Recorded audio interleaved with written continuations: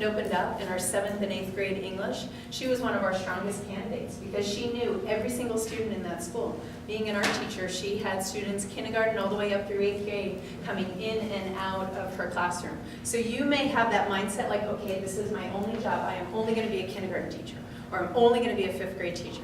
Keep that wide open, but do your research now. Start thinking about what school districts, not just one, but what school districts would be in my top 3.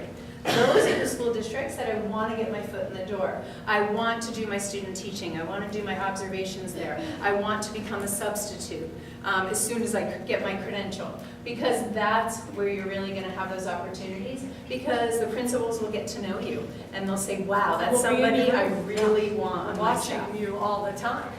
Yeah. In a good way. Yeah. Hopefully. It depends. I think I have not only one question from, yes, go ahead. Yeah. What have you noticed have been the most profound and common struggles for bringing teachers? Prioritizing.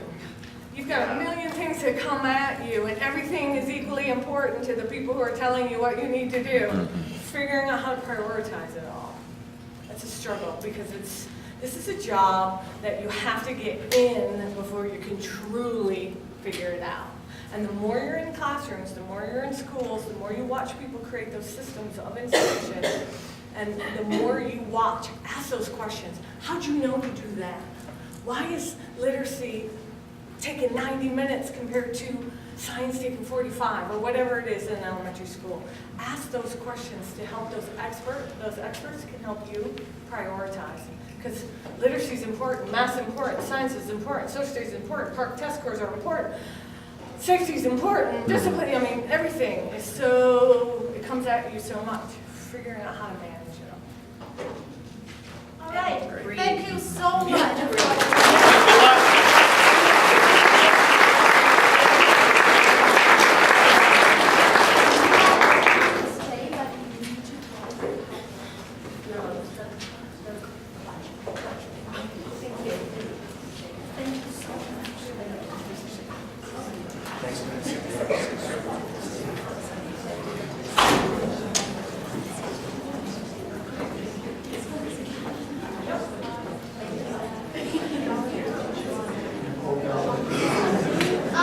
Okay, I have to continue with the conversation, and I really think you have asked great questions, and that is the beginning of the program. Basically, you still have a lot of time to get yourself prepared. Some of the things, these are the things that will be communicated to you again. So, but I just want you to sort of see if you're special education, you have to pass the elementary praxis test before you go to the next step. That is very important. Talking about the test, we do have the rule here at UNC. You need to pass your required test before you're allowed to start student teaching, which is the last step in the program. And we seldom make exceptions. If you're a good test taker, don't worry, you can wait until the last minute. But if you have been struggling with taking tests, it does not mean you are not a good student. Some people just struggle with taking a test, right? Standardize the test. Then please try to take the test earlier so that you know if you cannot pass the first time, you still have time to prepare. You know where you have to work a bit harder in order to do a better job the next time you take the test. Okay, that's one thing I want you to know. So please don't ignore the test that you need to take. Let me see. Must not take extra courses. Okay, in student teaching, you cannot take extra courses, but there are some exceptions here. You really need to work with your advisors if you don't understand what exceptions are. Okay, but typically speaking, we don't want you to do coursework with student teaching because, as all these people have been talking about, every time you're in the field, it's an interview. Student teaching actually is a 4-month job interview. Okay, just view it like that. And that's why you don't want to take too much extra stuff. Okay. And let me see, program on field experience. Okay, we do have the, basically this talks about you have to complete most of the stuff before you get into student teaching. Okay, all field experience, all the practicum courses have to be taken before student teaching. Let me see this one, P-type requirement. Yeah, some of the detailed requirement, actually there is a particular form that you will get, I think, that would explain this. Is that right? Yeah. Oh, this is important. Okay. I know you cannot see the words very well, but this gives you some kind of idea. This is a professional disposition qualities rubric that we will use during the program. Some professors would use that in their course, actually. Some professors will have you self-evaluate yourself for your professionalism and dispositions.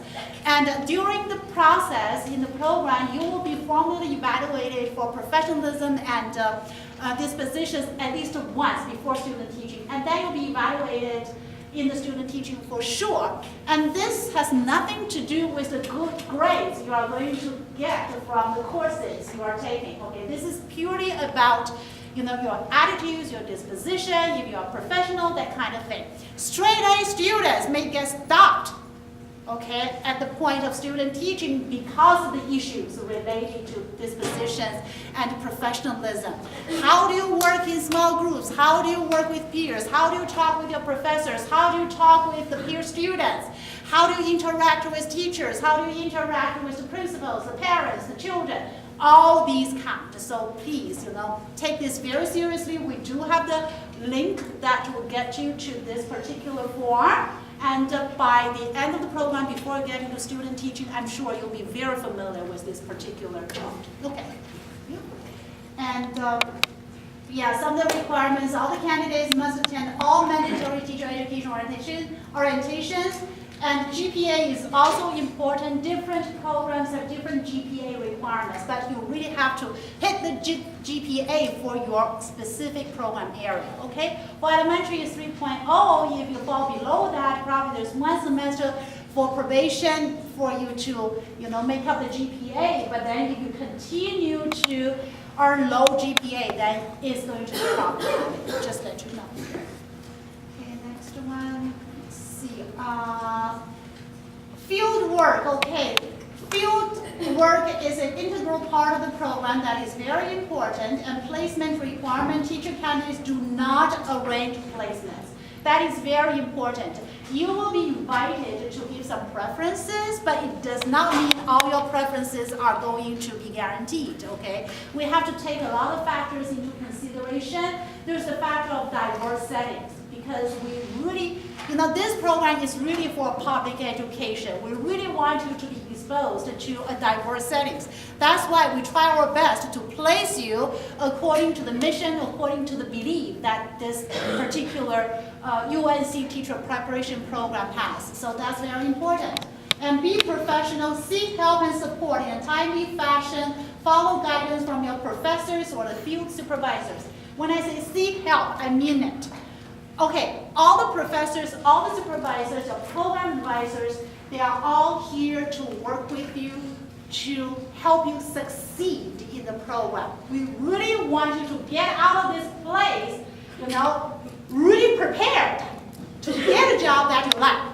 Okay, that's our goal. That's our ultimate goal. So we're here to help you. However, we cannot help you if we don't know what kind of issues you have. If we don't know you are struggling, which really means you really need to tell your professors, your advisors, as soon as possible, whenever you have an issue, you have a problem. Don't hide it to yourself. It's not going to help you, okay? If you come to your professor, that professor cannot help you, the professor may direct you to another person who may be the expert, okay, in the area where you need help with. So that's very, very important. We are together in this game. I don't want you to shoulder everything by yourself. That is very important, okay? You need to let us know whenever you need help, okay? That is extremely important.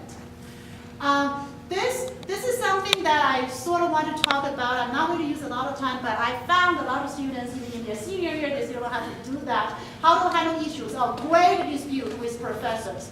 Okay, this is a protocol you need to follow. I know it has nothing to do with the teacher prep program. However, as a large teacher preparation program, from time to time, our students run into this kind of thing. Okay, if you don't like the grade you get, what's going to happen?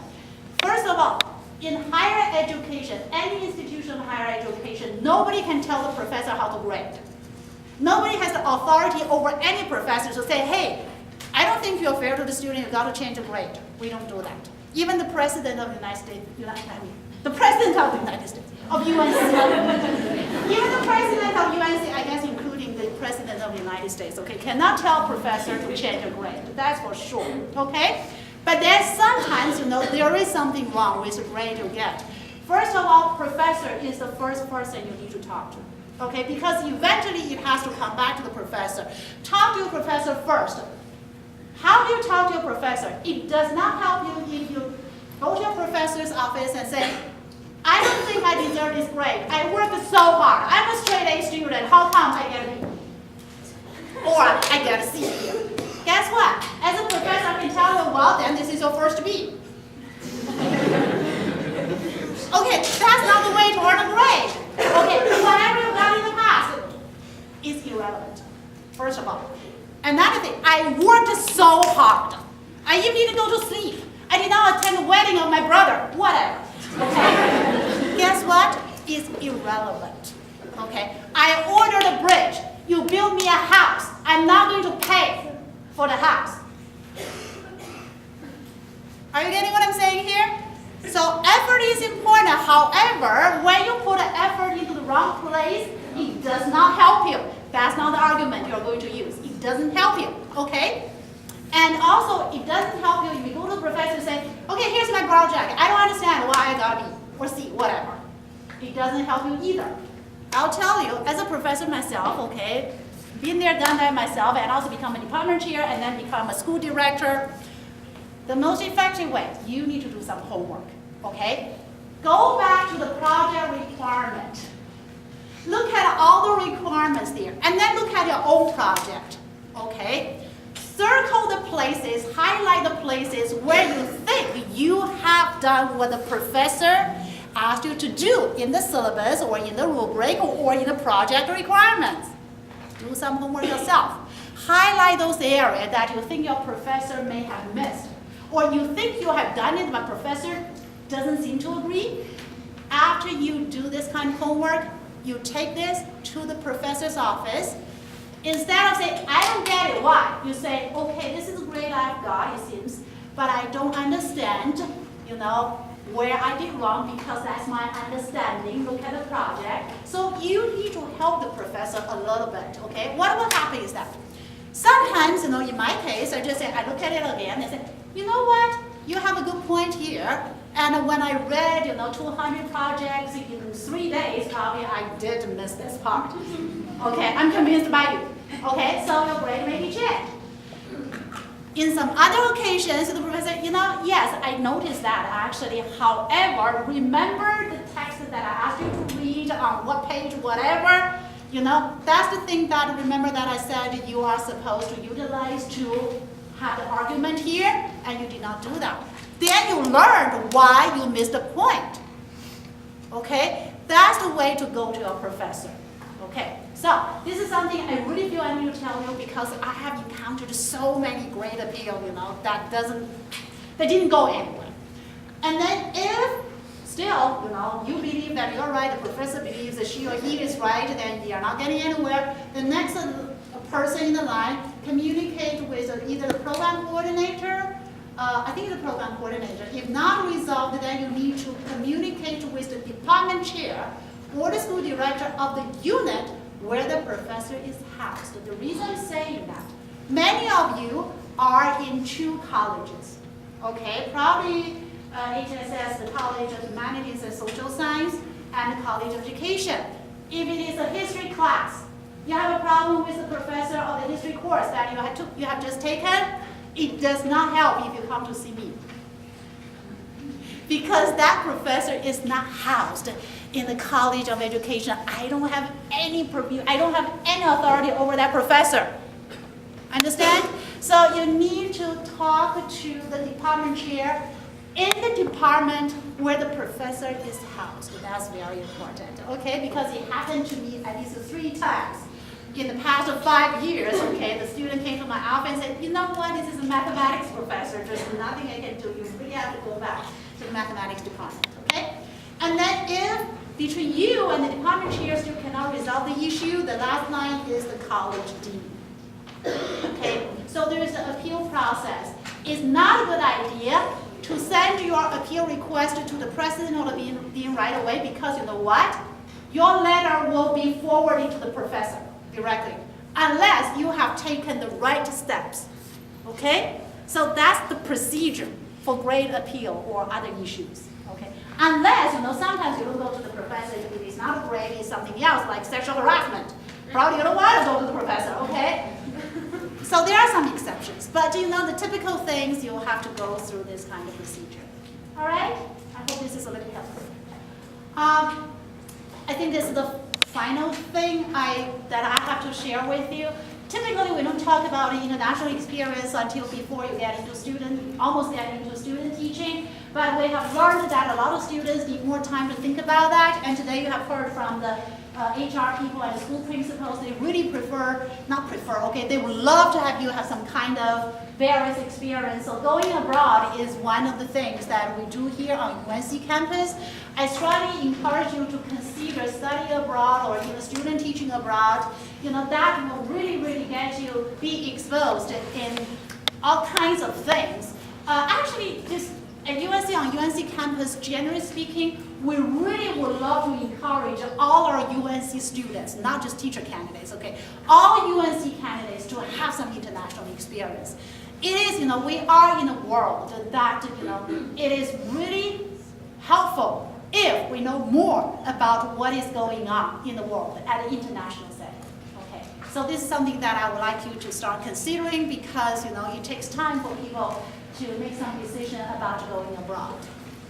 Okay, I think that's all that I've got for you. And so, as educators, you know, and let's all give her.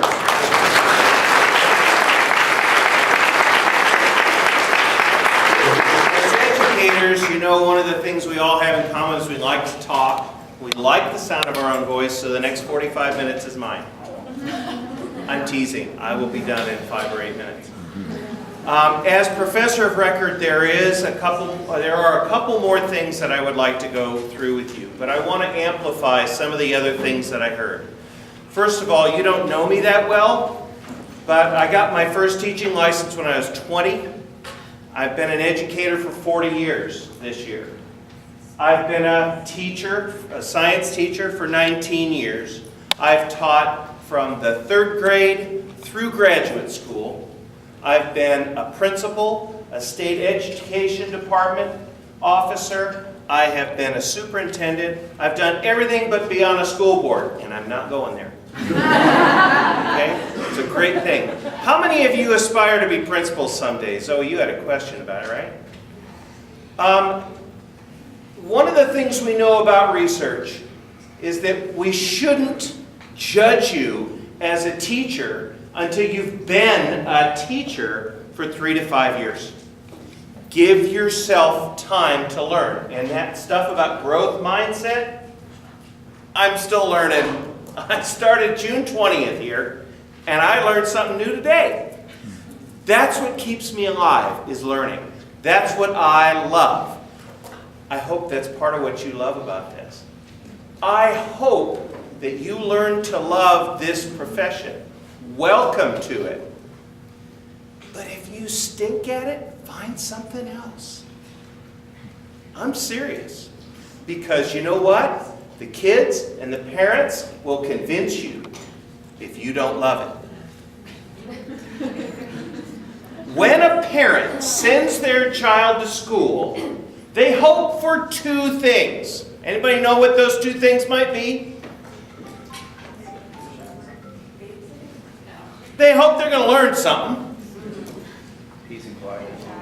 And they hope you don't hurt them. And I'm serious.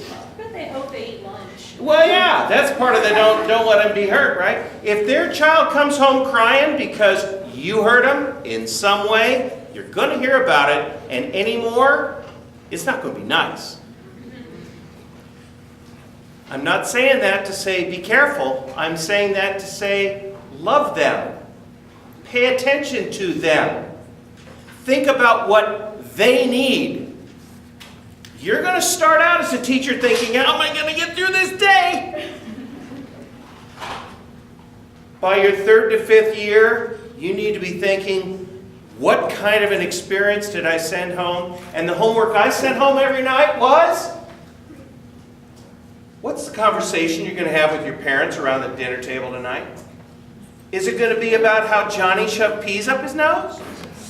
Or is it going to be that really cool way we took 2 white powders and separated them in science by their physical properties? Which do you want them talking about? That you control. This is a fabulous occupation. I hope you'll take it seriously. Now, in the short term, how do you get through and get no credit for this course? I mean, 0 credit for this course.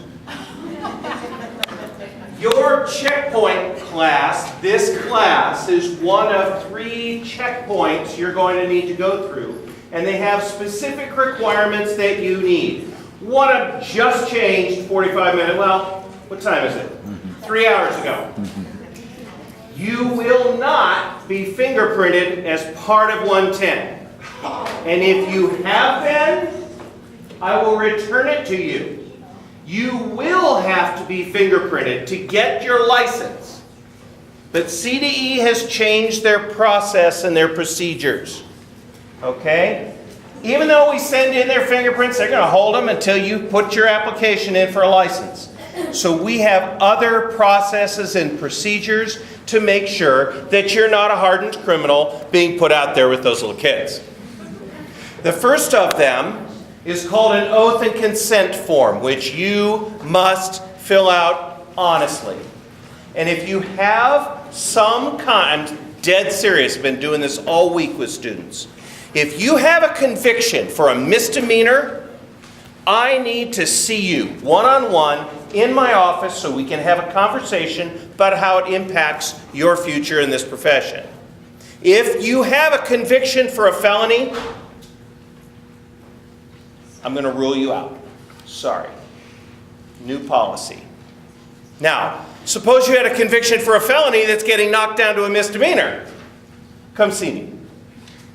Because what are the 2 things parents want? Learn something and don't hurt my kid. Right? So that's super important. And our process has changed. You go out on the web tonight, you're going to find that fingerprint thing is still out there. But I'm telling you, it changed at 3 o'clock today. All right? So fingerprint fair, canceled. All right? Yes, ma'am. Do we still need to pay the $39.50? No! That's the cool part. I just said $39.50. See, the money order for $39.50 got on the fingerprints, and we didn't cash that. We sent that off to Denver to the Colorado Bureau of Investigation to process your fingerprints. You will still have to pay $39.50 when you send your fingerprints in to get your license at the end of this process. But you're not going to do it now. Okay? Now, another thing I want to bring up about that. The HR director said, basically they said in other words, but I'm telling you, keep your nose clean. Watch yourself. People lose jobs over that stuff in your social media. My son lost a job because he had a photograph of himself studying in his house at college with a hookah on the back table. The person looking at his stuff didn't like it. You are in a relationship occupation, and people do make judgments based on things that you don't even know about. It's a conservative, and I don't mean politically, but it's a conservative occupation because what are the 2 things? Sorry, what? Learn something and I want my kid safe. I don't want to see a picture of my student teacher out there with a can of beer in their hand. It's not going to play well. Okay? When you go to 120, you're going to go out and you're going to do your own private background check, and we'll show you how. And you're going to prove to us you don't have a record, and you're going to do another oath of consent. And then when you go to student teaching, you're going to do another oath and consent. And you're going to show us and prove to us that you're not getting arrested during college. And if you do, figure out what it is you need to do. Because when you go to get a job, you'll have been checked for your license, and these HR folks, they're going to fingerprint you again and check you again. Because there's those two things, and nobody wants their kids hurt. Okay? Now these things that you need to do, there's a checklist. Your oath of consent, this is the hard one. You've got to get your advisor's signature. Unofficial transcript, it can be off of DegreeWorks or URSA. Your requirements acknowledgement is out there on the web as part of those things, that checklist. And there are a couple of extra things for secondary. When you go to the website, make sure you find your appropriate program. Okay? Question? So what if you already got the 3950 money order? Do you just go return it? Like, how do You refund just it take it back to King Soopers or wherever and they'll refund your money. Thank you. Okay? Any other questions? I know you're all starving. Oh, hello. Hi. So if you're an overachiever and already got your fingerprints, are they good for forever if I just file them away to bring them out later? Until your fingerprints change. Okay, perfect. Does anybody notice what I just did when I got her question? Why did I move over here? To make sure her answer is answered by everybody. Make sure everybody can hear me, because now I have the whole class between me and her. She thinks she's talking to me. What happens if I move toward her? It becomes a private conversation and you'll all start chitty-chatting. Right? All right. Do you guys have anything else? Okay. So I'm informed that sometimes the date makes a difference on the fingerprint card. They might not take it. Any other questions? One over here. Yes, sir. So the checklist says the oath of consent and the PTEP, course list. Where do I get that information at again? That is on the website. There should be a clickable link where you can open that up on the website and then print it out. Okay? Anything else? Stop! Thank you. Don't I have amazing classroom management skills? All right. You're always a teacher. I will tell you, I know, isn't that something? I will tell you this. I love teaching, I enjoy students, and as much as anything else, I like talking about it. If you have a question, a concern, a passion, something, I've done lots of stuff and I'm a resource for you. I'm in 126 McKee. I hope to see you around over the next couple of years. I hope you enjoy your next decade. We'll know if you're going to be an amazing all-star teacher by the end of a decade. Go forth, keep your GPA high, keep your nose clean, go eat dinner. Goodbye.